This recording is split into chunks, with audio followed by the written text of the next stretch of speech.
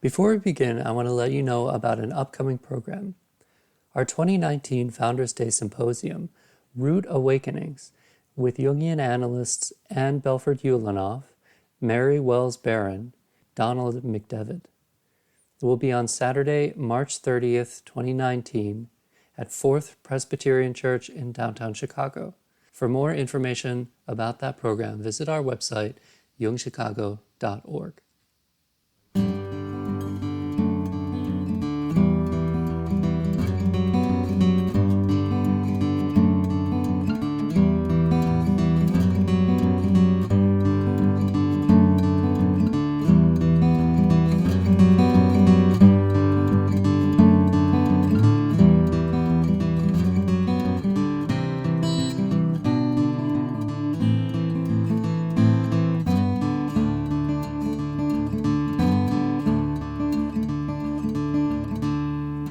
Welcome to the Jungianthology podcast, analytical psychology seminars from the archives of the C.G. Jung Institute of Chicago.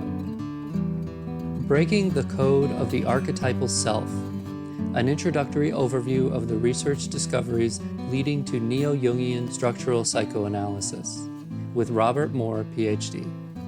This lecture is the first part of the series Structural Psychoanalysis and Integrative Psychotherapy, an introduction to a Neo-Jungian paradigm, which contains the following lectures: Breaking the Code of the Archetypal Self, Deep Structures and the War of the Psychological Systems, Structural Diagnosis, a Neo-Jungian approach to understanding psychopathology, Toward a Structural Cure in Integrative Psychotherapy, and the necessary partnership between integrative psychotherapy and integrative spirituality. For regular listeners of this podcast, you'll be familiar with Robert Moore's bio, which is available in the show notes and also on our website. We'll also have links to the complete series, as well as links to all of Dr. Moore's lectures. For those of you wondering how you can support this podcast, instead of making a donation, find something in our online store that you're interested in and make a purchase. The revenue from our online store supports this podcast, as well as our in-person programs and the maintenance of a Jungian Institute in Chicago. You can also become a member of the Institute, which provides a few benefits, including 20% off all downloads and in-person programs, as well as invitations to our annual holiday party and other events. So, now here's the lecture.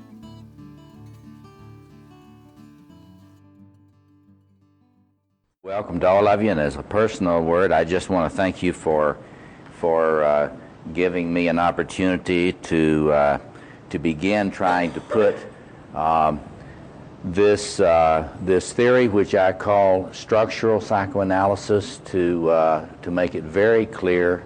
We'll see in a little bit why I chose that. It is certainly a Neo-Jungian point of view, and I'll say something about why I would designate it as Neo-Jungian.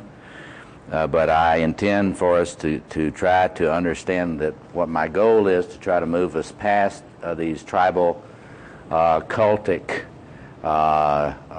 traditions in psychoanalysis to some new places where we can actually honor each other more, try to learn from each other more, and try to learn from other sources more so that we can do a better job of trying to help our people that are our charge. In any case, there's some material on my journey, which I don't have time to get into right now. Perhaps later we can talk about that. I have had probably more analysis in psychotherapy than any other living person, and from different schools of thought. I don't regret it. There's been a lot of work to do, and I'm still, like you, trying to optimize my integration. And my wife and friends will tell you that there's still a ways to go. So I shouldn't get bored at this point in my life, right? So in any case, but I'll just say at the outset, in the summer of 1965, a young professor, I want to honor him. I honor him in the foreword, in the preface to this new book, Facing the Dragon, that's just coming out. Young professor by the name of Frank Bacchus who was a University of Chicago PhD. I was in Dallas at the time studying at Southern Methodist University, and I took this course with Frank as a young pup, wet behind the ears, in my early 20s. And Frank lifted up this vision, this integrative vision of how you could take theoretical biology, systems theory, Jungian psychology, and Whiteheadian philosophy, and try to actually see things whole. And it was like somebody had popped LSD in my coffee. I mean, blew my mind as a young pup, and I've been pursuing that ever since. And it's taken a long time and a lot of blood, sweat, and tears, and money. But I haven't ever regretted it. And that's what the fruition of this, I really owe to Frank Bacchus in 1965, because he showed me a vision, and I've been working on it. Over the years, I have not only had Freudian analyses. My first book was a Freudian book. I have done extensive work, as you know, with Adler, Adlerian work. At that time, there wasn't any accessibility to Jung in Chicago, and then later I did Jungian training. So I say to people, well, I'm a Jungian not because I don't know anything else. I'm a Jungian by choice because I think it is the only psychology that has the potential of being large enough to really hold the human with respect. And that does not mean I do not appreciate the contributions of other folks who have focused on much more regional concerns in psychology or research, because they all have a place. But so over the years, and Catherine and I were comparing notes last night about all the different folks that we've let mess with our minds over the years, and we can compare notes on that, you know. But I had an intellectual interest in comparative theories back in '65, and that has never stopped. I've taught comparative philosophy at the university level, comparative spiritual traditions, comparative psychotherapies, comparative psychoanalytic theories, comparative mythology, all these years. And so what I'm trying to offer you is some of the fruits of that before I die. Because some of you know that at my age, you begin to be very aware that time is limited. And if you're going to make your offering, you need to make it. So hence this weekend, and hopefully, as our Islamic friends say, inshallah, God willing, for a while longer here, so I can offer what I've learned. So in any case, I've had an intellectual interest in all these things, but it's also been personal interest. Again, we can compare notes about the various way we were shaped. I'll have an opportunity to do that, to give an example of the way my theory applies to me, and you can think about how it applies to you. But in any case, so this has been an existential quest as well. So what I want to do is very fast take us through what I think is the journey up to where I believe we are today and need to be facing the challenge of an adequate theory for integrative psychotherapy. And I say facing the challenge of it because, there's a lot of theory out there, and a lot of people are afraid of it because it is such a thick morass. It's such a swamp, like one of those Louisiana swamps. But I'm one of these persons that believes that you got to face the fact that all therapy is heavily theory laden. And I learned from Tillich many years ago that you may not think your therapy is theory laden. You may not have studied enough to know what theory is implicit in your actual practice, but in truth, there is either an implicit or explicit theoretical framework behind all practices in therapy.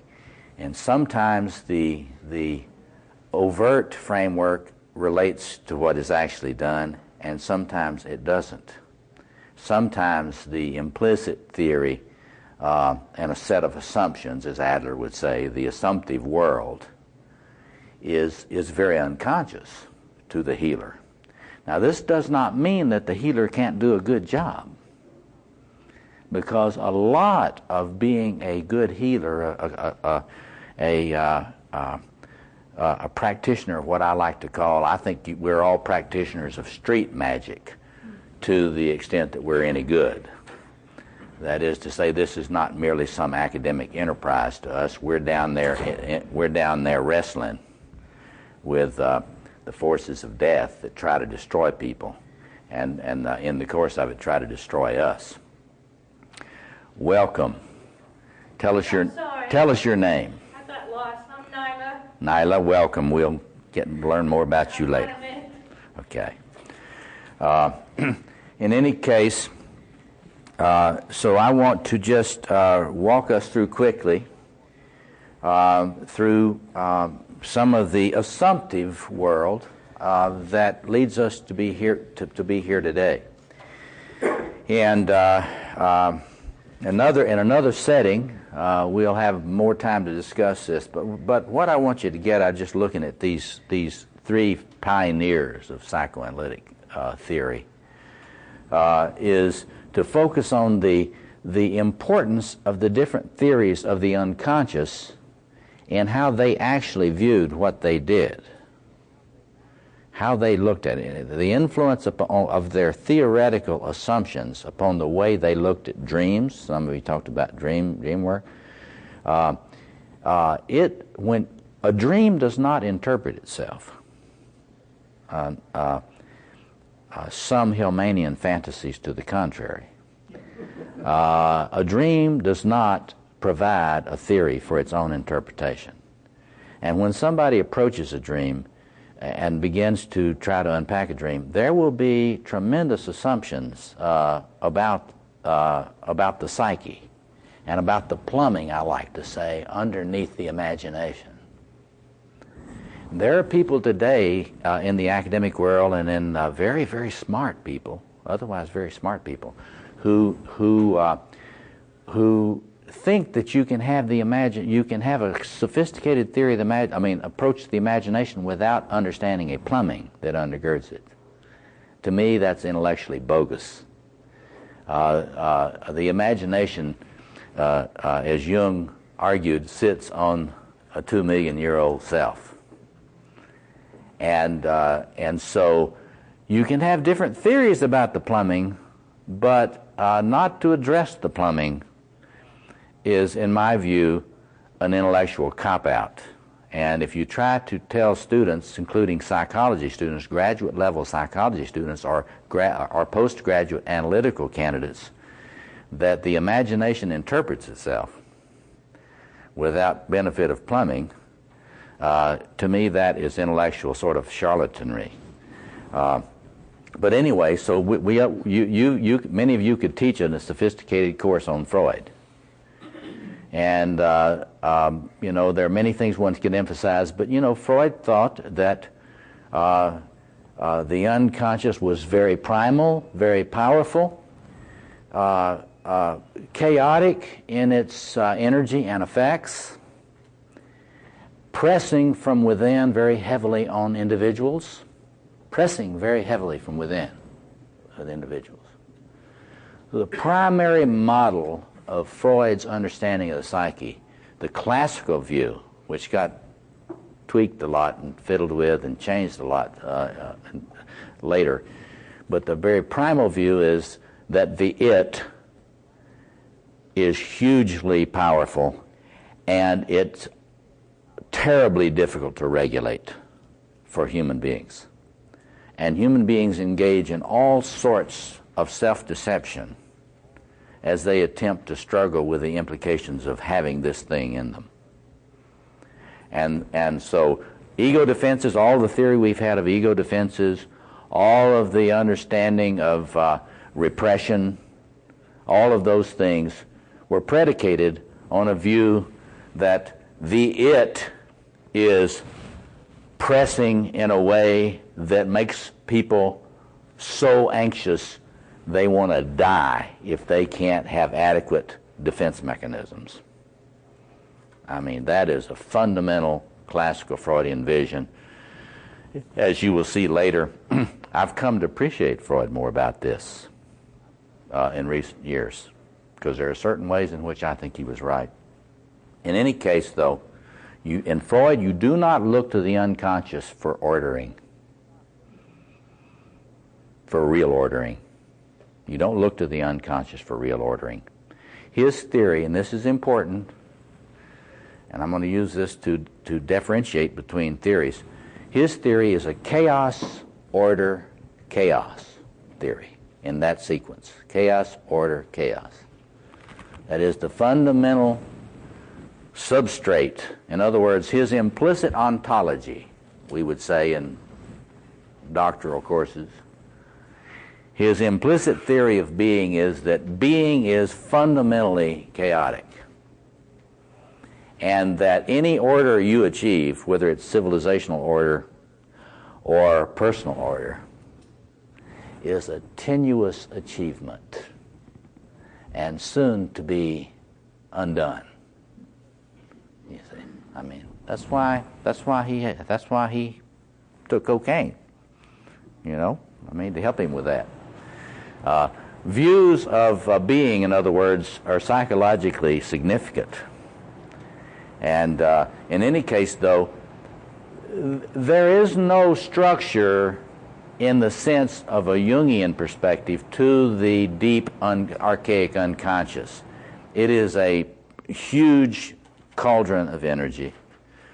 And although Freud intuited and in his earliest work discussed structures that I would argue are talking about the collective unconscious, he did not go that route. It was too close to what Jung.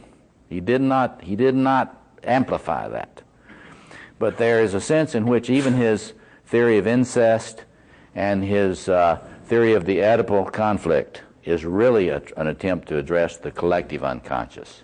But he never admitted it, and his successors have never, ever even gone anywhere near there. They didn't go as near there as Freud did.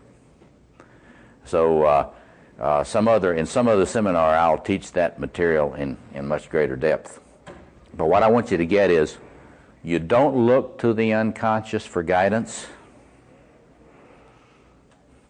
You simply face what you're dealing with. He could have written this book, Facing the Dragon, because there's something that, from his point of view, trying to eat you, and you better wake up and face it. So when he came at dreams, I'll just use dream interpretation as the modeling. When he came at dreams, for Freud, dreams lied. It was their job to lie. And the psychic mechanism of the unconscious, to the extent that your unconscious mechanisms enabled you to lie, that was how well you could deal with your anxiety. Because if the mechanisms in the psyche were not able effectively, this is why the idea of defense mechanism. If your psychic machinery was not able adequately to defend against knowing what is going on in the psyche, your anxiety level goes up. And so you could say, to the extent that the psyche is unable to not know, it gets more anxious and dysfunctional. So in other words, that repression barrier, it's your bulwark. And then hopefully, if you get more materialist personality, you'll be able to your defenses will be strong enough that you can gradually begin to let some of that primitive energy in in a creative way to fuel your loving and working, right? You with me on that? The important thing is, though, when you're looking at a dream, you're trying to decode that dream to figure out how it's lying. You're not really, if you're a classical Freudian, you're not looking to that dream for guidance about what to do with this personality, except in the sense that you can get clues in that dream about the particular shape of their lying and the places where they're failing to be able to lie well enough. And so the truth is sneaking through and creating symptoms. A paraphraxis, you know what a slip of the tongue? A paraphraxis is when the truth begins to slip through the sphincters of the psyche. That's what that is. Are you with me on that? Okay. Now, Adler. Freud accused Adler of being an ego psychologist. In fact, Adler was really probably the first ego psychologist. It is as true to say that, for example, Erik Erikson in his work are neo-Adlerian as it is to say that Erik Erikson's work is neo-Freudian. Because the reason there was so much tension between Freud and Adler was that Adler put so much emphasis on the creative adaptive dimensions of the psychic organism and not the defensive dimensions, but the creative adaptive dimensions. The attempt of the psyche in Adler to face its situation, it's a social world for Adler. It's not so intrapsychic. It's a social world. The organism opens its eyes. It sees a terrain. It draws cognitive. Adler was the original cognitive psychologist. I wish Beck and some of these people would honor their heritage, instead of thinking they invented this.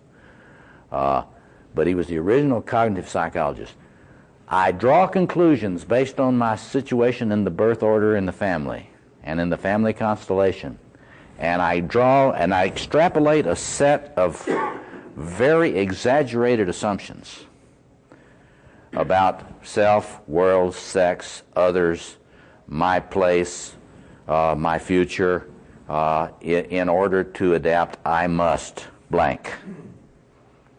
And so when an Adlerian is looking at you, they're going to study you intensively initially, because an Adlerian analyst will intend to understand you clearly in the first probably 10 sessions.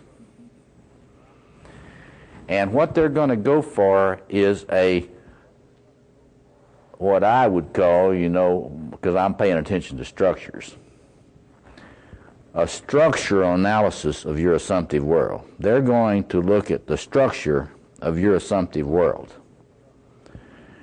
And they're going to get your early recollections, and they're going to get your birth order, and they're going to look really intently early at your family constellation. And they are going to figure out what your assumptions are. And those assumptions, from their point of view, are going to be present everywhere in your life. All of your behavior makes sense. It's rational behavior. All of your behavior, according to an Adlerian, is very much like Albert Ellis is an Adlerian. He just is a good franchiser. He doesn't admit it. Ripping off Adler has been a very popular profession in recent dynamic psychologies. In any case, so he's going to figure out what your structure of your assumptions are, and those things are going to be everywhere, and everything you try to do to adapt is going to reflect those assumptions. So what is the unconscious for Adler? There is no the unconscious. It is you are unconscious. About what? About what your most fundamental beliefs are. Your individual philosophy, your private logic. And you do not understand your private logic. It's not that you're not a rational person, and doing a rational thing. But for Adler, you take the premises that you learned before you were 10, probably before you were 8, probably earlier, and then everything follows from those assumptions. And so if an Adlerian analyst then is going to get about trying to help you become aware of what those assumptions are and to help you become, as we would say today, critical about those assumptions. And to gain, what is the freedom you get from an Adlerian? We can talk about all the freedom you get from an Adlerian is freedom to reflect upon your primal assumptions and to decide that you don't want to keep on assuming it if it doesn't work anymore. If it's not, it was right when you were 6, but you are not 6 years old anymore. You're not as weak and vulnerable as you were when you were 6 years old. And so it's time to update your assumptions based on new data, sort of like science. So if you look at a dream, now an Adlerian therapist may look at a dream, but what will they be looking at the dream for? Somebody tell me, based on what I just told you. They're going to be looking for the beliefs that you have. And they're going to feel, that therapist is going to feel that if they did a good job in the first 10 sessions, they already know what those are. And so it's not that they're not going to pay attention to the dream, because any decent Adlerian analyst is going to know they may be wrong about what they decided heuristically in the first 10 sessions.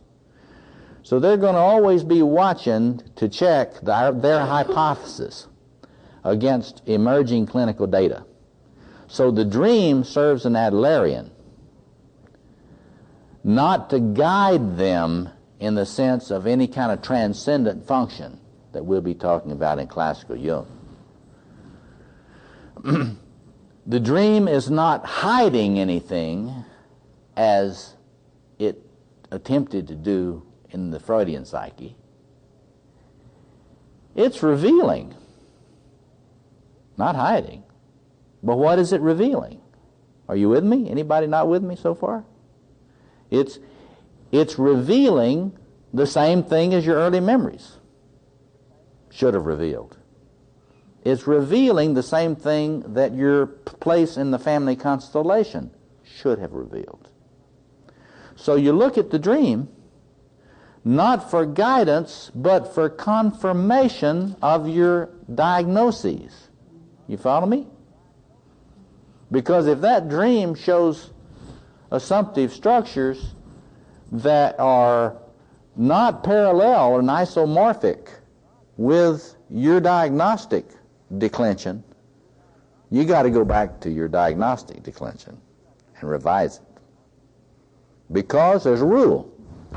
The fantasy materials, here's the fundamental Adlerian assumption. The fantasy materials in the psyche, all of them, whether it's a daydream, a memory, a dream,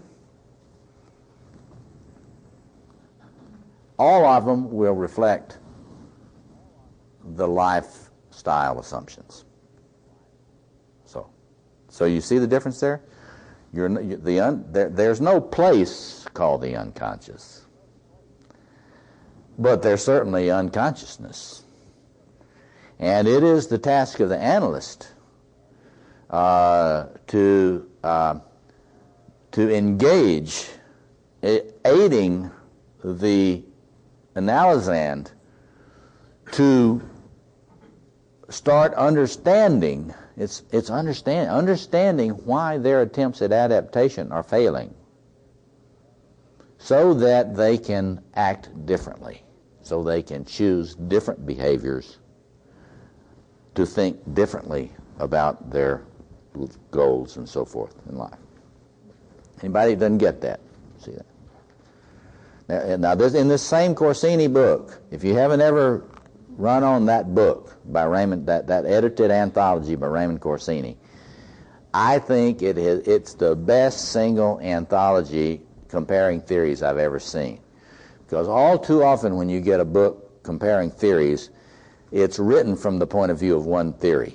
So you get a more or less adequate treatment of one theory, often less, and you get a caricature of all the other theories.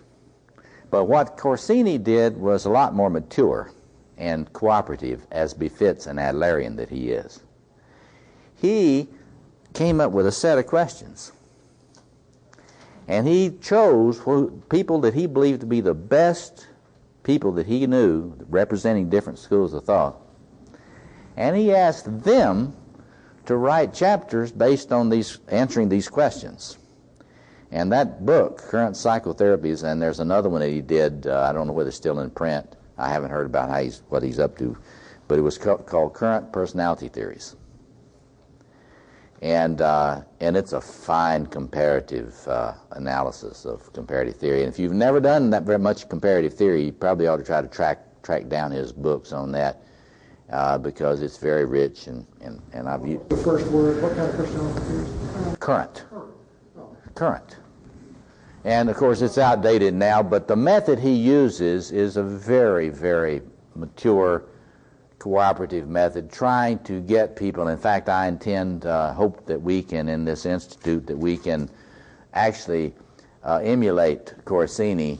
I fully intend to have us emulate in terms of key issues in contemporary psychoanalysis, and inviting, different folks of the different contemporary streams to write essays on those theories, and hopefully we'll be able to find the money to publish anthologies which will be able to facilitate dialogue, which doesn't happen enough. Okay, so then we get to classical Jung. Today I'm just going to go once over very lightly here with classical Jung, and I have included as our resources for classical Jung himself, some of the modeling there, and Edward Edinger, who I personally believe, he died recently, in the last few years. In my view, Edinger was sort of the best representative of classical Jungian analysis in terms of kind of trying to boil Jung down to the sort of fundamental Jungian assumptions and try to lift those things up. There are a lot of classical Jungians, but Edinger's work that we'll look at in a minute captures. And if you have not seen this latest posthumously published book, Edinger's Science of the Soul, a Jungian perspective, it's a set of essays that Darrell Sharp and Gary Sparks, two Jungian analysts, brought together of his theoretical lectures. Science of the Soul, Encounter with the Greater Personality, The Therapeutic Life, The Vocation of Depth Psychotherapy, and the Transference Phenomenon. It's the best thing that for you folks at your level that there's ever been. And you can read this, and then you can then read, I recommend, and I'd love to teach a seminar just on the genius, another one I've taught some, and you can get some of my lectures from the Jung Institute on the genius of Edward Edinger, Ego and Archetype, the genius of Edward Edinger. But you will not go wrong immersing yourself in Edinger to get a feeling for what a real feeling for what a classical point of view is like. But let's go back to the grand old classic text from these diagrams. This is from Jacobi, Psychology of C.G. Jung. There are several diagrams here from Jacobi. 3 different diagrams from Jacobi. The first one gives you a sense of this layering. Because in Jung, yes, you have an ego. Yes, you have a personal unconscious, which parallels the preoccupations that Freud and Adler had. In fact, as many of you know, Jung was heard to say many times, when I'm dealing with somebody in the first half of life, I use Freudian and Adlerian techniques. And we have to remember, not only Jung was a leading Freudian psychoanalyst, he had his own theory before he worked with Freud, but he deeply immersed himself in that Freudian material. And they really expected him to be the heir apparent until it became too politically problematic. In any case, and it's not widely realized how much Adler influenced Jung. Jung is at least as Adlerian as he is Freudian, and probably more. In fact, a lot of Jung's understanding of the purposive nature of symptoms he derived from some of this interaction with Adler. In any case, but Jung adds, beneath the conscious mind, the personal unconscious, he adds a realm of the collective unconscious. And Jacobi, in her she's got 3 fine books you ought to all know by heart practically. The Psychology of C.G. Jung, Complex, Archetype, and Symbol, and The Way of Individuation. And in my view, it's probably the most competent, careful explication of early Jung. And that's why these diagrams. So you see, you've got the central energy here, at the deepest level. Then you have the animal ancestors. Then you have the primitive human ancestors. Then you have, as the deepest aspects of the psyche start coming forward into individual expression, it's always coming through some ethnic group.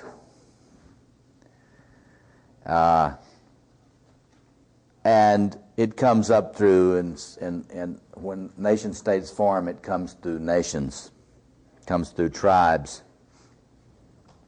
So we would say today, my partner, Margaret Shanahan, has done a lot of work on the cultural unconscious.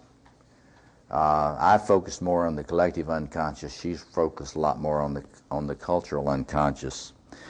But we would call this ethnic group, nation, tribe, and we'd add today religion, religious tradition, and so forth, as elements of the cultural unconscious. Then you have the family unconscious, the family system, you and I would say today, as it refracts this primal light coming up through the psyche. And then finally the individual. And so every individual, according to this point of view, is extremely complex integration, an extremely radically complex integration.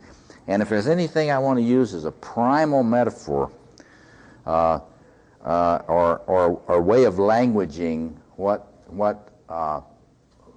the psyche really is, the human psyche really is, must be, and what individuation really is, it is creative organization of an incredibly complex, multidimensional being, organism. And one of the things, you mentioned, some of you were mentioning about what's happening in mental health, not only in theory but in practice. But there sure are a lot of otherwise smart people today that really want us to believe human beings are a lot more simple than they are. They're kind of dumbing us down on behalf of the drug companies. let's don't think too well. Let's just assume that the most important dimensions of human life are these dimensions, and everything can be reduced to those dimensions. I'm surprised that anybody with any intellectual sophistication today, after general systems theory, could assert such a thing. But I'm always amazed at what otherwise smart people will assert.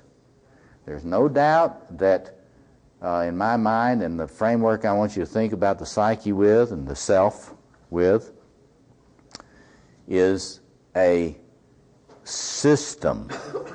The human self is a system that participates in an enormous hierarchy of systems. And so there are microsystemic levels of functioning, and there are macrosystemic levels. And integrative science today is laying that out in an incredibly complex way. And so the thing that makes Jungian theory today, one of the many things that makes it attractive, is that there is this fundamental sense in the primal vision of Jung. In the primal vision of Jung, he had such a sense of the complexity of this thing that we are. And he was not into oversimplifying things, as you've noticed by reading his books. Okay. Now, this diagram. We just spend a lot of time on these diagrams. I love these diagrams. And there's a bunch more diagrams that I'll love to share with you sometime. But these are ways to trying to help model these relationship between these different levels, these different functions, these different system functions in the psyche at different levels. And the struggle later on this weekend, we'll try to really complexify matters to ask ourselves, what's persona got to do with systems theory? Because I guarantee you it's got a lot to do with systems. It's got a lot to do with the attempt to differentiate from fusion in a system, if you know what I mean. So anyway, and very early in Jung's thought, because of his cross-cultural studies, which is comparative cross-cultural study of symbolic forms, is fundamentally, essentially Jungian. You cannot be a Jungian in any meaningful sense of the word and not understand the importance of the comparative study of symbolic forms. Now, why is that? Because Jung had the assumption that symbolic forms are the outer faces which deep, hardwired patterns. You can call them instincts. Later on this weekend, I will call them biograms. Or we can call them archetypes. But primal patterns of the human organism turn a face to the world which is carried in a mythic image, a symbolic content, a symbolic image. And so one of the primal things that Jung did in his early work, Jung was fascinated by the quaternio, the quadration of the world, the four quarters of the world. He called it, if you look in the 20th volume in the collected works and look under quaternio and look at the huge numbers of references to the quaternio in his comparative studies. A quaternio is images of quadration in human cultural symbolic forms.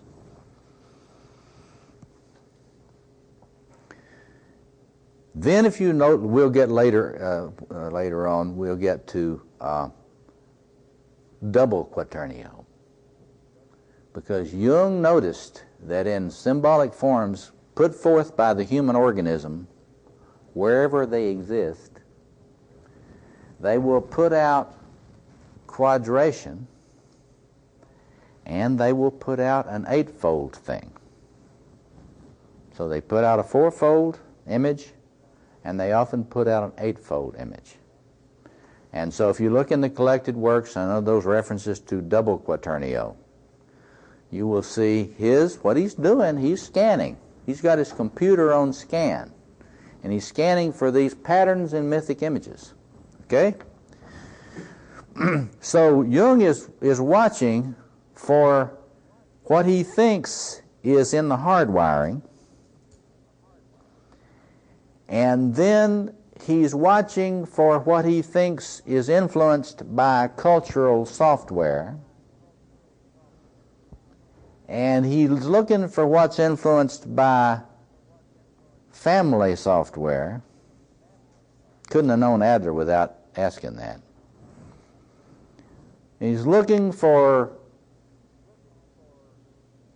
software that was formed in the personal history of the individual. And he's trying to differentiate. He's trying to look and see what he can find out by casting his scientific net as widely as possible. In other words, you've got to understand, when Jung is looking at Hinduism or alchemy, he's not just being a crazy mystic. Although, like me, he was a little bit of a crazy mystic. But just because you're a crazy mystic, that's not maybe the only thing you're doing with looking at these things. Because the scientist, when he had his scientist hat on, which is what is one of the hats that I think you need to wear, he was scanning for data everywhere. So he was an integrative, scientific, psychoanalytic thinker from the outset.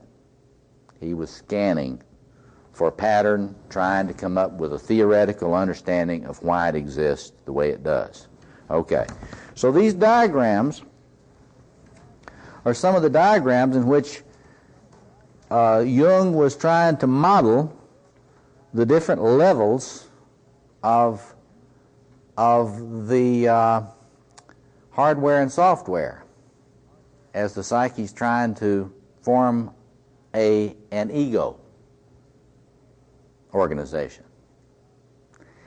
And complexes are, we would say today, centers of organization in the psyche.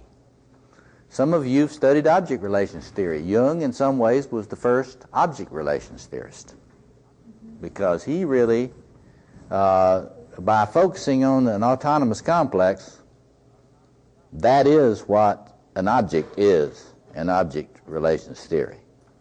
It is an internal representation that has all sorts of implications in all sorts of realms: perception, relationship, relationality, all sorts of things, and levels of internal organization of the personality system. All that stuff that the Kleinians and the Kernbergians and etc., those traditions, all those things you can trace in the history of psychoanalysis back to Jung's theory of the complex, although they never do it. They never do it. But just as contemporary theorists of multiple personality disorder are doing badly a Jungian theory of the multiplicity in the psyche, the object relations traditions are simply picking up on a very sophisticated attention to certain levels, the magnification of the clinical mind, there are a lot of settings of magnification in the microscope of the clinical mind. And we got to remember that, because none of these people are stupid. They know a lot. But they've got their lens set at different orders of magnification on different levels of system functioning. Yeah, you were going to say something. I was going to say, Tavistock lectures. Yeah. Dion was a respondent there. Yeah. And when I pointed that out a couple of years ago at the International Self-Psychology Conference, it was an absolute dead. Oh. A couple of people came up and said, we knew that. And I said, well, why didn't you talk about it? Why didn't you admit it? Why didn't you put a footnote in? Don't you understand what plagiarism is? It's only for you to say that, but not for us. Right. Now, that's what I'm talking about, tribalism. I mean, sort of a cultic, I wrote a book on cults, Psychology of Cults, and psychoanalysis has been really a cult phenomenon, really, for the most part, still is. Most psychology is, for that matter. I mean, what I'd call today tribal grandiosity, leading to cognitive acting out. And just like all grandiose acting out, there's always truth in it, which we'll get to later. There's always truth in your grandiose acting out. It's just that it's very unruly, kicking you around. Okay. And one of the other things, you can peruse this if you haven't seen this before, but one of the other things I really love about this classical insight, that little diagram there on what a complex is and how it affects consciousness, how it intrudes into consciousness, I have come to believe, by a long roundabout route, that symptoms are archetypal aneurysms. Aneurysms. You know what an aneurysm is? It's when the membrane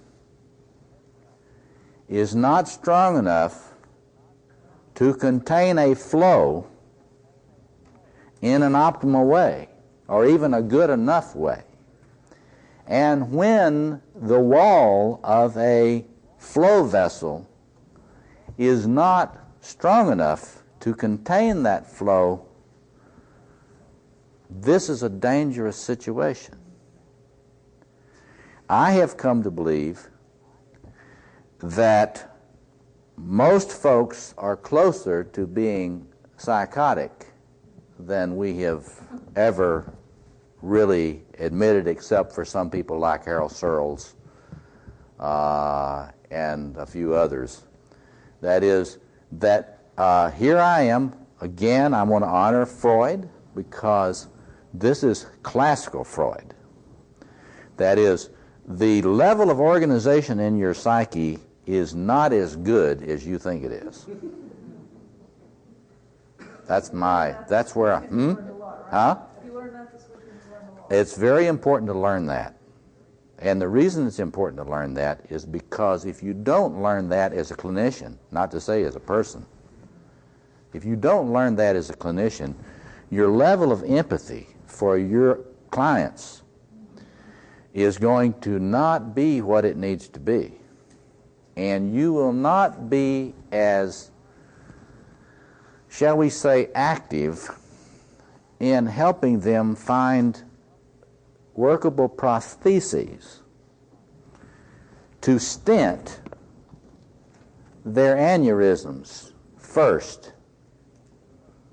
So in other words, I'm going to say to you that the first thing as a therapist, we're getting ahead of myself here, but the first thing as a therapist that you got to do is to be aware of how dangerous these aneurysms are to the structural integrity of the self-system. Little s self-system here.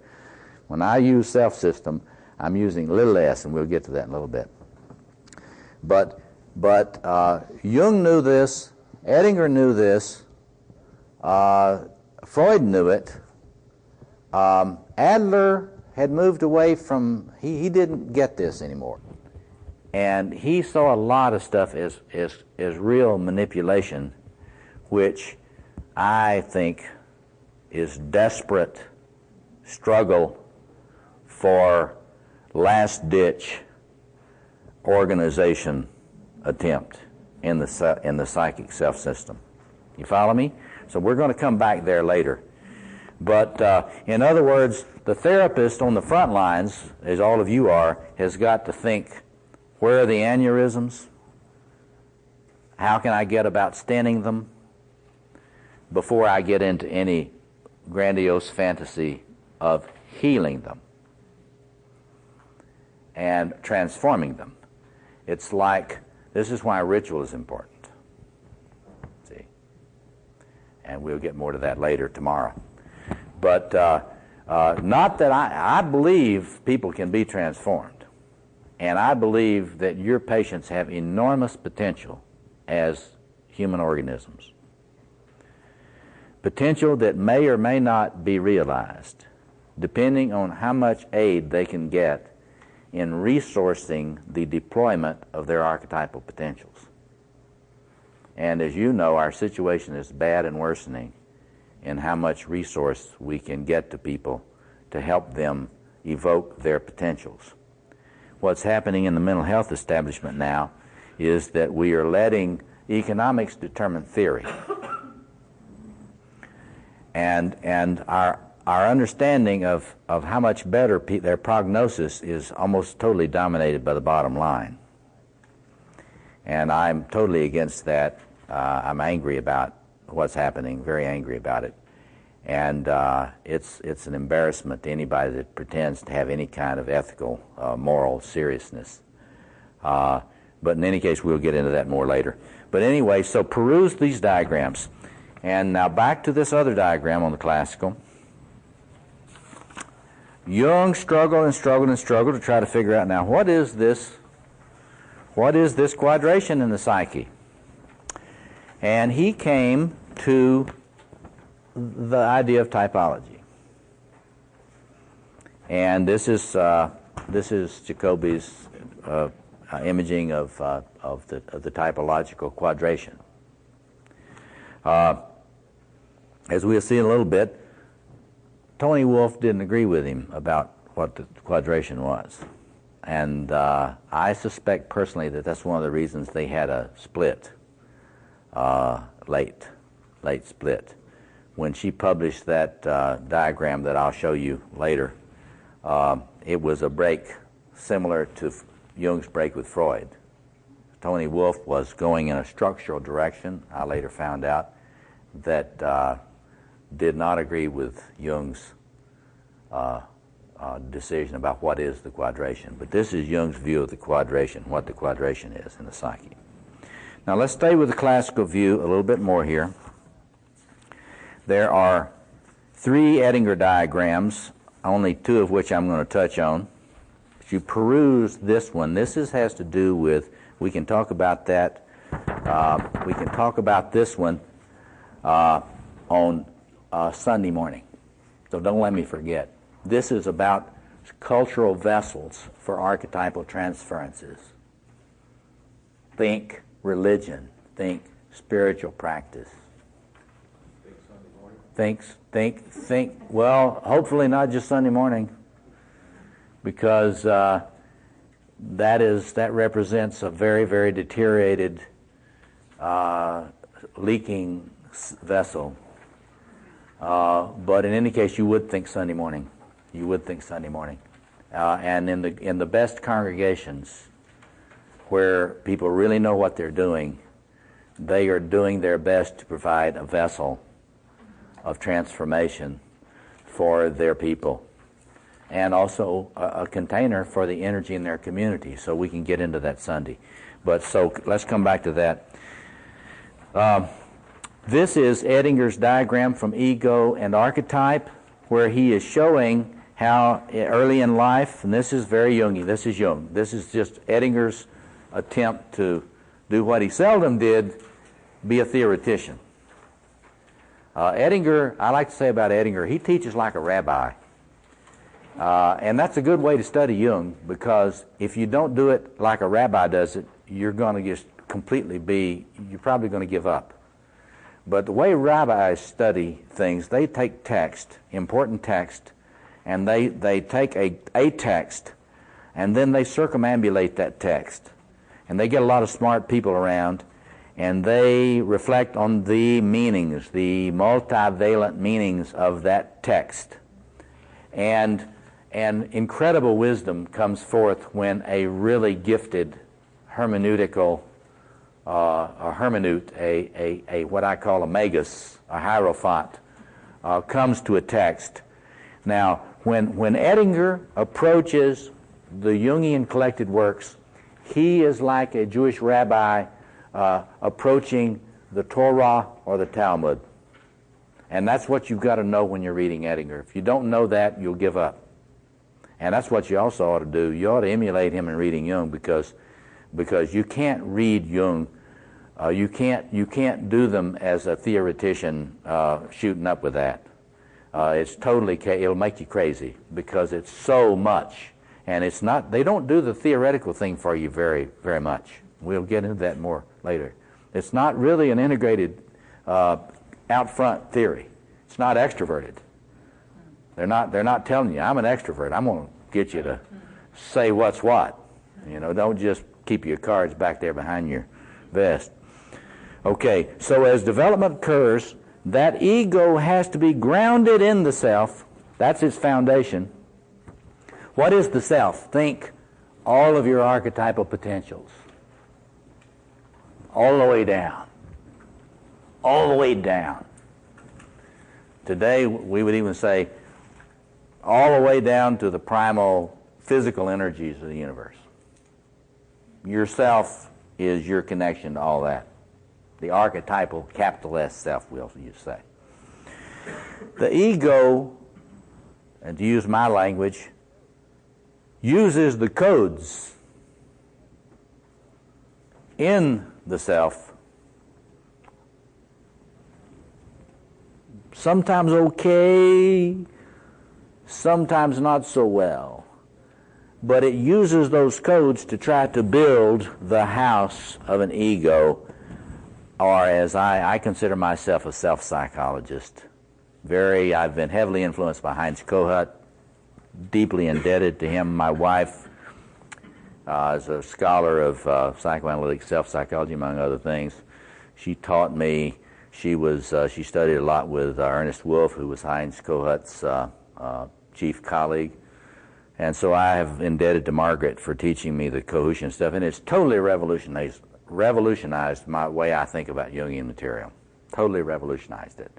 I'll try to show you how I'm different from Kohut. I'll also try to show you later how I think Kohut was revolutionary in his understanding of the little s self system, and how the self is not the ego. You cannot equate the little s self system with the ego complex, because it is not the same thing. And so as we look at this classical model, though, they didn't have a theory of the little s self. And so what Edinger and Jung would try, and this really came from earlier theorists, the whole concept of the ego-self axis, and then Edinger developed it, is the capacity for the ego consciousness to emerge from the self in as what I would like to say creatively organized manner as possible. And that gives you a foundation for individuation. The emergence of the ego system, the ego complex, from the archetypal potential template of these archetypal givens. You can read that instinctual givens, you can read that biograms, you can read that all sorts of ways from a reductionistic biological perspective, of which there's much evidence that I'm going to just point at later. But there is this foundation there, and the ego is trying to form in a integrated way out of that potentia. And now Jung, he knew how hard this was to have an ego actually begin to be able to differentiate from all this instinctual flooding. Is that like Freud? You bet. So these people that draw these neat little lines of division between Jung and Freud, they don't understand either one of them. Because the struggle to emerge into a functional consciousness that works from your instinctual substrates or archetypal substrates, primal substrates, I like to say 220,000 volt substrates.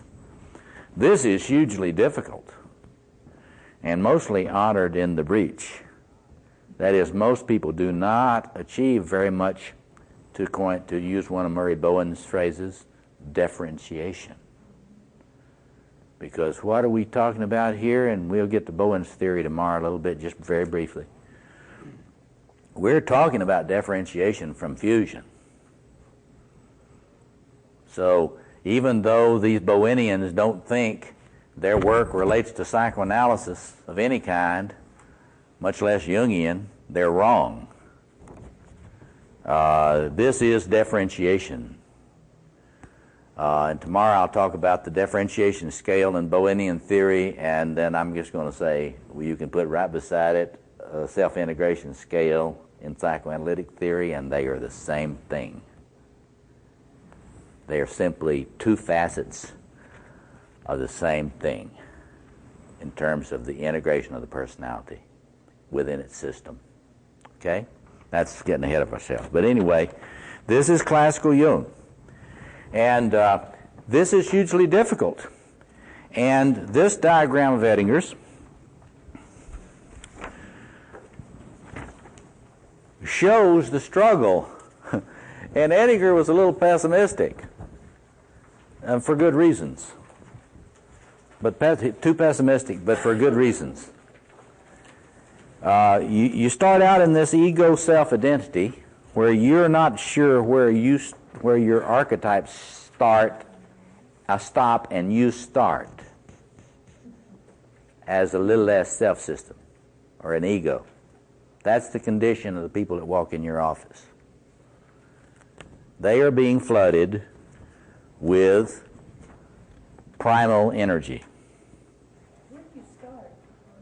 At the top. You start from ego self-identity, which is what a child is merged with their instinctual givens. There are 100 theories that we could talk about that get that today.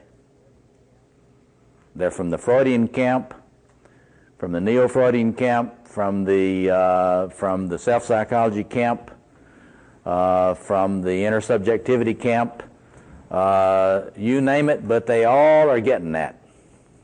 That there's a primal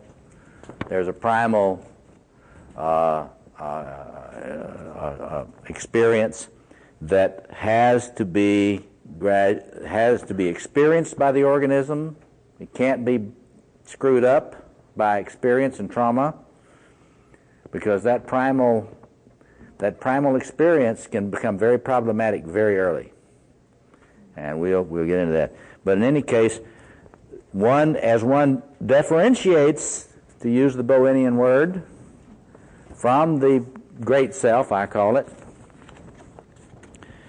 there will come a point where it feels like alienation, and one's energy level starts to drop.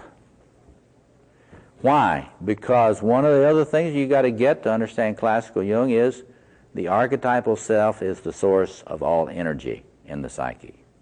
The ego does not have any energy of its own. The ego's energy is derivative from the archetypal self. And so when you're talking ego-self axis, you're talking about the level of energy, or to put it in more technical terms, arousal states in this organism that you're sitting in your office. That organism sitting in your office is experiencing certain levels of arousal, and they're all over the place, right? from what you see, right? Well, if they're too merged in a primal way with the archetypal self, they're frying in energy. And it's causing them to act out all over the place. They are not doing it. From this point of view, that person is not doing it. They may think they're doing it.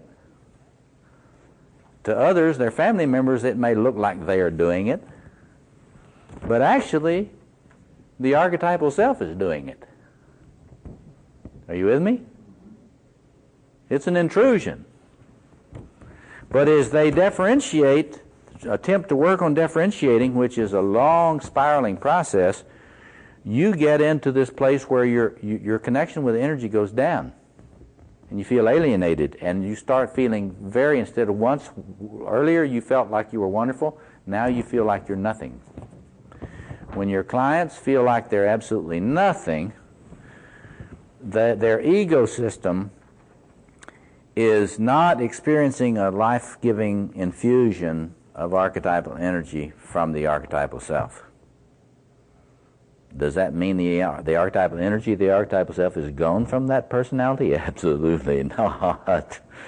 Oh, no, it's not gone. It's just up to no good in that personality. But the ego system that's sitting in your office talking to you, that is, from a Jungian point of view, the conscious ego system, if it's feeling depressed or low energy or hopeless, you know that the energy infusion that ego system is getting from the archetypal self is very tenuous, very low. That energy is going somewhere else. It's going in symptoms, other symptoms too, other behaviors. But anyway, if it gets bad enough, there will be a tremendous experience of dismemberment. Fragmentation, we call it today. So you can get an experience of dismemberment from feeling alienated from the energy, just like you can be blasted apart by merger with the energy. And I want you to think system. What do we know about natural systems? We know that they have to have energy to sustain their system integrity. That's a rule in all natural systems. It's a scientifically established rule in all natural systems. They have to have energy or they can't maintain their structural integrity. That's true of your ego system. It's true of your personality in general. It's actually true of your body. In fact, all the recent research is really pointing to energy access and what's happening to energetics. It's amazing how much energy has become the focus of medicine now, the cutting edges of medicine. Okay, so, however, if the ego system can differentiate from the archetypal self consciously without assuming that the archetypal self no longer exists, that is, if the self is a thou, if I'm not identified with it, or if I'm not in the grandiose fantasy, my ego's grandiose fantasy that I am, that it has died.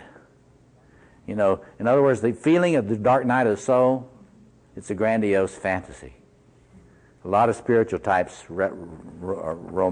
languish, you know, in the dark night of the soul. This is such a spiritually significant experience. Well, it is spiritually significant, but it's grandiose as hell, because it's the ego declaring the great self no longer exists. I mean, it's no longer present.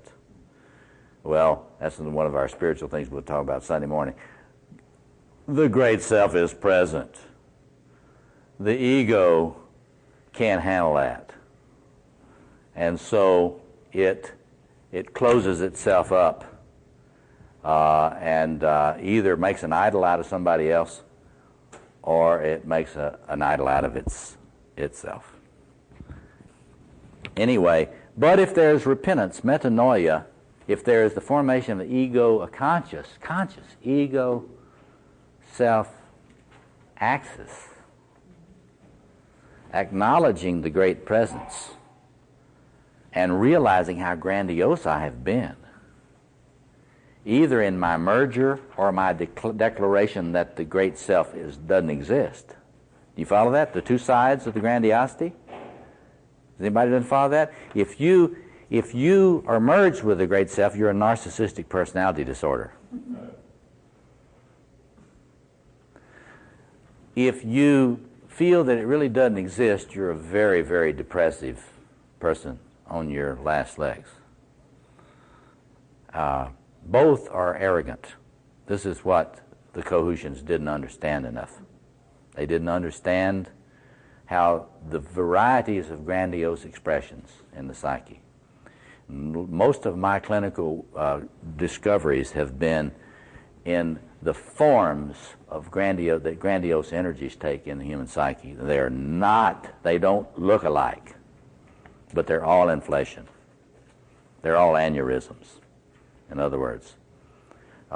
So in any case, but if you repent, if you reconnect with the archetypal self, you know it's not, I know it's not me, I know that I'm not the archetypal self, then the energy flow immediately starts. The supply of energy starts again, and the depression begins to lift. Now, of course, it's a danger, cyclothymic, right? You reconnect the energy, and you don't have enough internalized structure. Huh? Oh, yeah. Oh, yeah. Oh, yeah. You know what? I can drink. I can drink. You know, I thought I couldn't drink, but, you know, I can drink. Boy, can I drink.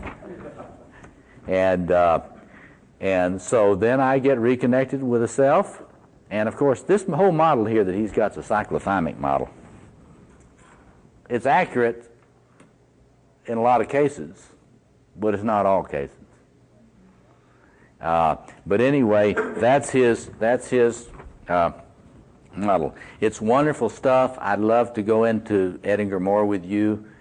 He does get it. He has such a sense of how tenuous the ego is in relationship to the great self and the psyche, and how conscious you've got to be about forming that relationship if you're not going to get psychologically terminal. It's wonderful stuff. But now, Jung thought that quadration was the typology, but he was a very smart guy, very intuitive, and he thought a lot about octahedrons. What the hell are those octahedrons?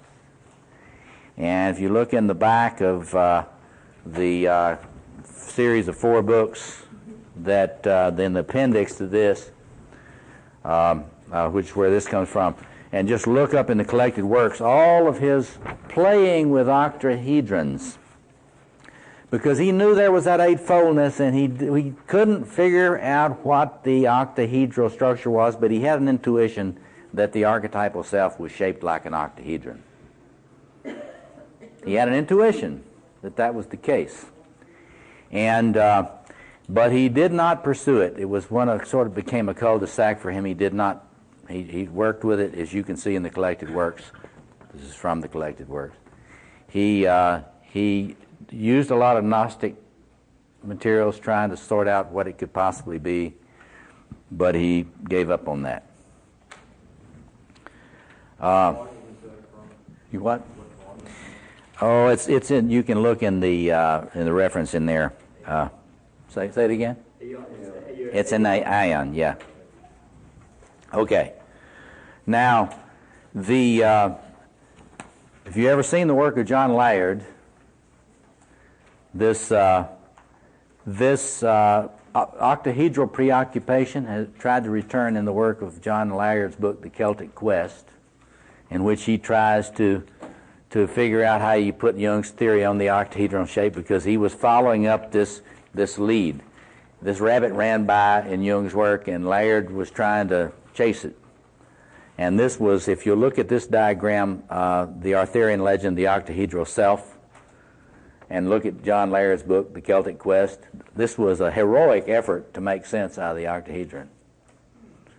I don't think it works, but I admire the fact that he even noticed the importance of that octahedral coding in the archetypal self.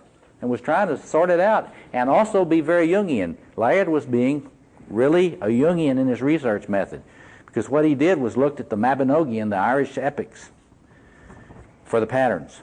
And I'm going to get to that this afternoon about how right he was to look at that as a source of data. But in any case, peruse this when you have time. The line of thinking that has led to my work really follows that Tony Wolff line. So let's have the Tony Wolff diagram. This was the thing she published in the Jung Club Bulletin under the structural forms of the feminine psyche. And she thought there were 4 structural forms that were an important element of the quadration in the human psyche. From her point of view, there was the mother form, which, as you'll see in a minute, I think is really the queen archetype. There is the Amazon structure in a woman's psyche. If you know my work at all, you know I think that's the female warrior archetype manifesting in the female personality. It's a lot more and a lot less pathological than the image of the Amazon. She said there's the hetera structure in the woman, in the structural form of the feminine, which you and I would say is the loving companion. This is the kind of woman every man wants to know intimately. She can make him feel like she would rather be absolutely nowhere else but to be with him, being his companion. You know, when we talk about anima projections, you know, for men, a lot of the time you see the anima projection in the form of the hetera, especially in midlife males. You know, I mean, like, ooh, this woman doesn't have her own agenda. She just wants to have sex with me. That's all she cares about. Just meeting my every need, and listening to my every profound word. You know, my wife never listened to me, but she does. And so the companion, this has got a lot of Aphrodite in it. This woman doesn't make a man feel like he's got to resource her castle. Think about it. Think about that. She just wants to go places with him, do things with him, right? Okay, and then there's the medial woman. That's what I call the lover, the female lover archetype in the female personality. And then there is the medial woman. This is the woman, if you've ever been to a convention of Jungian analysts and you notice how the women dress, a lot of the time you'll see the medial woman archetype.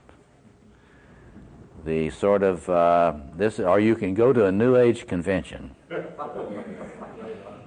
To the area in the place where they have all the readers. I'm not kidding you. And you can actually see the incarnation of this structure, the medial woman. She dresses a certain way. She thinks about what she's doing in a certain way, and what she's doing is she's offering you a connection to the other world, to the archetypal world, the spiritual world, the meaningful world, the astrological world, the world beyond. And she's a priestess. And indeed, she may be that. There are a lot of incredible women that actually embody this in a pretty creative way. That's what I call the female magician, the archetype of the female magician, the archetype of the magician in the female personality, especially when it's very powerfully constellated. And if you are a psychotherapist female interested in Jung, you got a lot of this in your personality. At least it's got a lot of energy in your personality, in your system, in your ego system. And so anyway, she's my mother in the faith. I'll get into this afternoon more about how I came to this declension and the details in it. But if you will look at this, do you have the one? The structural, I'm trying to find my own, see, I've got it here somewhere. That's what happens when you got all these diagrams. Oh, here it is. This one here, The Great Code of the Human Self, a Structural Analysis. By the way, if you want to look at Tony Wolf's diagrams, and Edward Whitmont did a male version paralleling hers, and Anthony Stevens in his book Ariadne's, I think it's called Ariadne's, what's Ariadne? Is it Thread, or it could be Ariadne's Clue? I don't know, but anyway, as Anthony Stevens got Ariadne's Clue, I believe.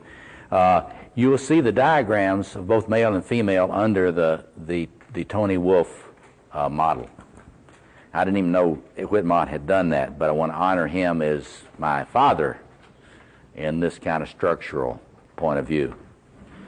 Got Ariadne's Clue, I believe is the name, but it's got it's the only book by Anthony Stevens that's going to have Ariadne in the title. What it is a sort of an archetypal dictionary. Wonderful commentary articles on various archetypal images and so on. So this is, we'll come back to this. What I have tried to do and what Anthony Stevens has tried to do is to not be a classical Jungian in the sense of using the collected works as the Black Bible, which you've got to adhere to slavishly. But Anthony Stevens and I are both examples of what I believe is the direction we should be moving in Jungian work. If you're serious about Jungian thought not being a cult and being really serious clinically. And that's what we call Neo-Jungian. And a Neo-Jungian, which this that I'm presenting you is, what are the requirements for a Neo-Jungian as opposed to a classical Jungian or a post-Jungian? I'll rant about the so-called post-Jungians later, Hillman and his crowd. But in any case, it builds on Jung's key meta-theoretical foundations. That is to say, you cannot, if you're a Neo-Jungian, you cannot do what Hillman and the so-called archetypal psychologists have done and throw out the idea of the archetypal self. If you throw out the idea of the archetypal self, in my view, you're no longer a Jungian. You cannot be a Jungian and have the word mean anything theoretically. You're really an Adlerian in my view, and I'll explain that to you in discussions later. But you're not Jungian because the objective psyche, the collective unconscious, the 2 million-year-old self is a fundamental assumption of Jung's thought. And so in order to be Jungian in any meaningful sense of the word, you've got to affirm that. So the key metaphysical assumptions, which include fundamentally, and this is Edinger and Jung, the objective psyche. What does Jungian, specifically Jungian research have to do? It's got to work on decoding the objective psyche. We've got a lot of smart people working on the personal unconscious. Very, very competently, I might add.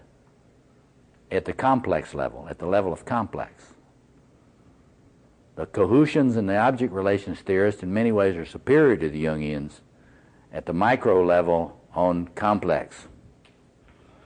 But in terms of the plumbing underneath complexes, they don't get it.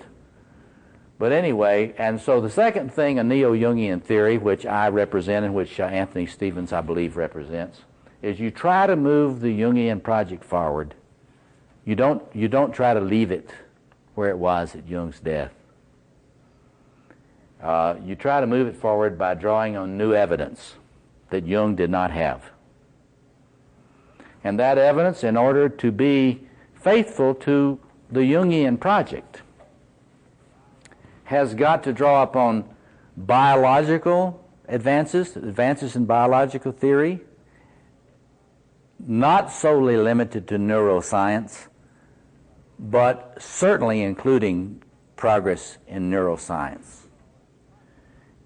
It needs to draw, if it's not going to just be a cult, it needs to also try to figure out what its relationship is with research psychology of other schools, to the extent that they are serious research scientific psychologists. It cannot be irrelevant to a inclusive integrative theory what the research psychologists are discovering about perception, about emotion, so forth and so on. Can't be irrelevant. Doesn't mean that you as a Jungian clinician need to spend a lot of your time learning all the niceties of the latest paper in perception.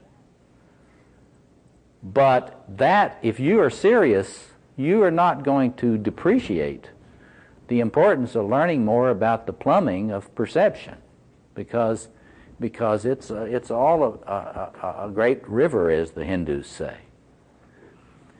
And third,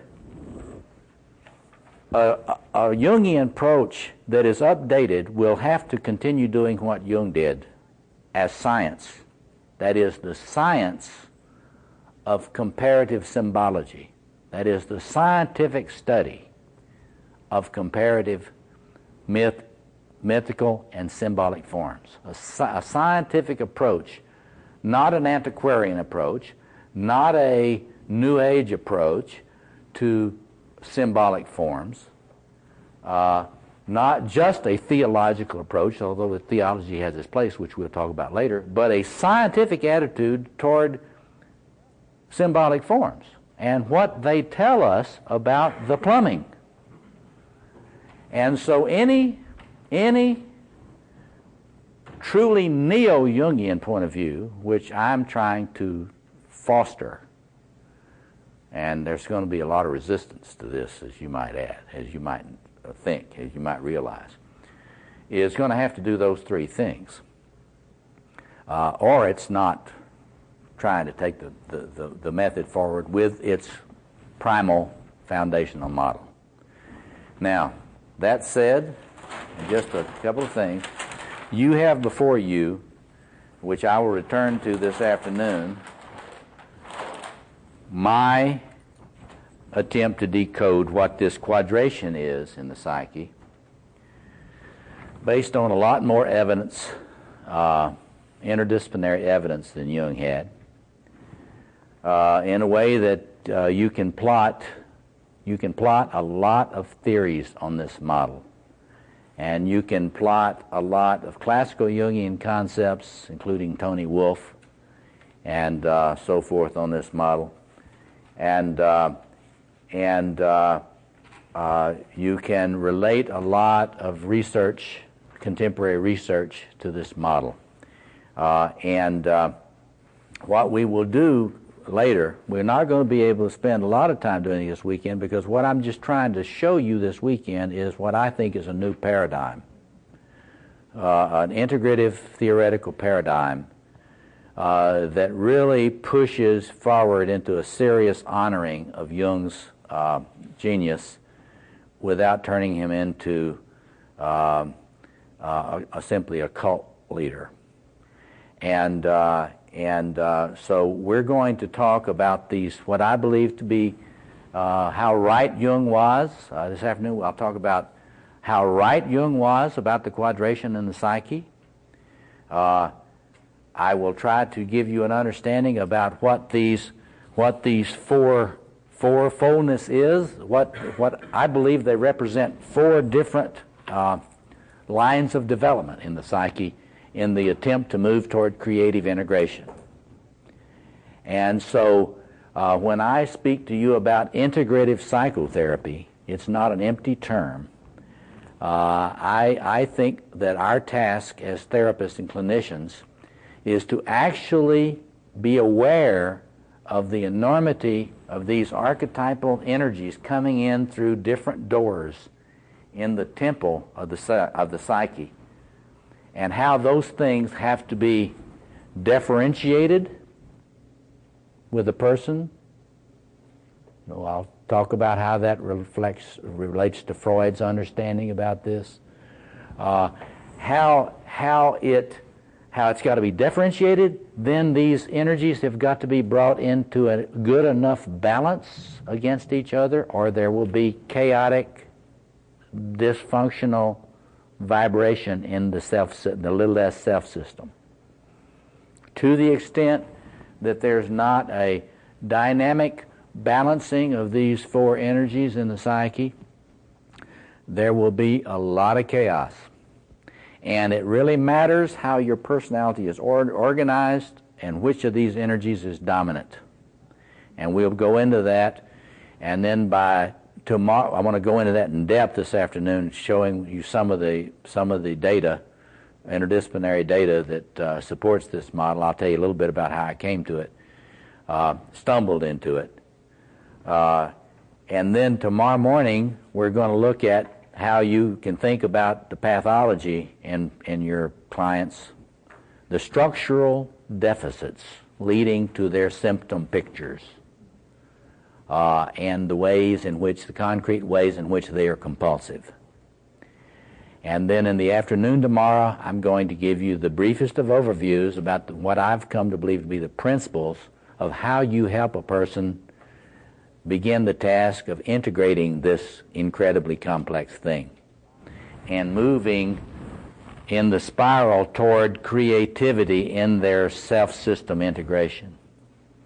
Individuation, think individuation. That is, to be able to creatively organize as much as possible in that person's self-system on an ongoing flow basis. So let me just say one final thing before we take our break. I'm going to suggest to you that every one of the people you see can come to an optimal level of creative integration in their little s self system if they get adequate resources. This does not mean that each person you see will come to the same level of creative integration, because different people are facing different constitutional givens, different histories, different actual constraints. But every person, I think that as a therapist, you should be imagining in your mind, based on all you know about them, you should be trying to imagine what the optimum for them might be.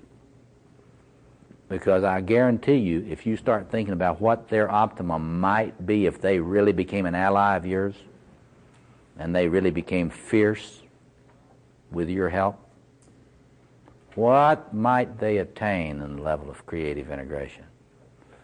And most therapists today do not think that way. They've been trained not to think that way. And so let's take our break now, and then in our second lecture, I will take you into the plumbing in more detail, and we'll proceed.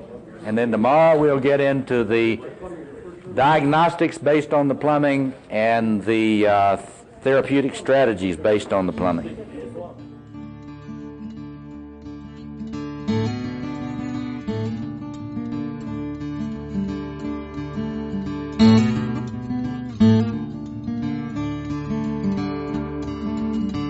This podcast is distributed under a Creative Commons Attribution, Non-Commercial, No Derivatives license. Share it all you like as long as you maintain the attribution to the speaker, but please do not change it or sell it.